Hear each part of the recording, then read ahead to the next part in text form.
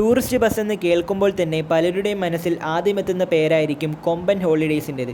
ഒരുപക്ഷെ കേരളത്തിലെ tourist bus മേഖലയെ തന്നെ സൗത്ത് ഇന്ത്യയിലെ നമ്പർ 1 ആക്കുന്നതിൽ വലിയ പങ്ക് വഹിച്ചത് ഈ കൊമ്പന്മാർ തന്നെയാണ്. കേരളത്തിനകത്തും പുറത്തുമായി നിരവധി ആരാധകരാണ് കൊമ്പൻ ഹോളിഡേയ്സിൻ്റെ ബസ്സുകൾക്കുള്ളത്. ഒരു സിനിമാ താരത്തിനെന്നോണം അല്ലെങ്കിൽ അതിനേക്കാൾ ആരാധകരുള്ള കൊമ്പൻ ഹോളിഡേയ്സ് കുറച്ച് വർഷങ്ങളായിട്ട് കേരളത്തിലെ നിയമങ്ങൾ കാരണം വലിയ പ്രതിസന്ധികളിലൂടെയാണ് കടന്നു പോയിട്ടുണ്ടായിരുന്നത്. അതിലേറ്റവും പ്രധാനപ്പെട്ടതാണ് കേരളത്തിലെ ടൂറിസ്റ്റ് ബസ് മേഖലയെ ഒന്നാകെ ബാധിച്ച കളർ കോഡ് നിയമം. ഇതു കാരണം കൊമ്പൻ ഹോളിഡേയ്സ് കേരളത്തിൽ നിന്ന് കർണാടകയിലേക്ക് രജിസ്ട്രേഷൻ മാറ്റി പോവുകയാണ് ഉണ്ടായത്. കളർ കോഡും പാലിച്ച് വെള്ളയടിച്ച് വണ്ടികളുടെ ഐഡൻറ്റിറ്റി കളയാൻ ഞങ്ങളില്ലെന്ന് പറഞ്ഞ് കേരളത്തിൽ നിന്ന് കർണാടകയിലേക്ക് രജിസ്ട്രേഷൻ മാറ്റിപ്പോയതാണ് കൊമ്പൻ ബസ്. പക്ഷേ പിന്നീട് പല പ്രതിസന്ധികൾ കാരണം അതിലോരോ ബസ്സുകളായിട്ട് സെയിലായി പോകുന്നതാണ് നമ്മൾ കണ്ടത്. കൂടാതെ പുതിയ വണ്ടികളും കൊമ്പൻ ഹോളിഡേയ്സിലേക്ക് വന്നിട്ടുണ്ട്. അപ്പോൾ ഇതുമായി ബന്ധപ്പെട്ടൊരു അപ്ഡേറ്റ് വന്നിട്ടുണ്ട്. അപ്പോൾ അതിനെക്കുറിച്ചാണ് ഈ ഒരു വീഡിയോയിൽ നമ്മൾ പറയുന്നത്.